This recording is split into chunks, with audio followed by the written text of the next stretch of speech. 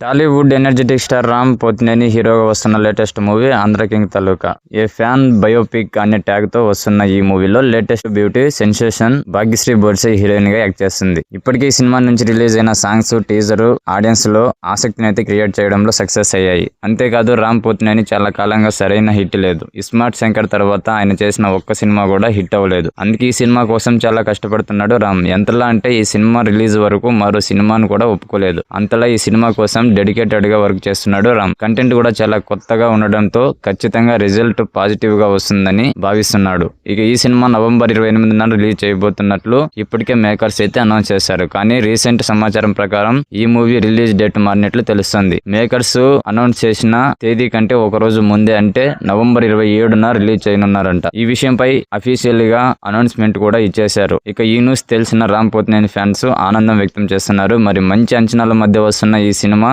రామ్ కి ఎలాంటి రిజల్ట్ ఇస్తుందని మీరు అనుకుంటున్నారు? కామెంట్ సెక్షన్ లో కామెంట్ చేయండి. అలాగే మూవీ అప్డేట్స్ మరియు రివ్యూస్ కోసం మన ఛానల్ ని తప్పకుండా సబ్స్క్రైబ్ చేసుకోండి.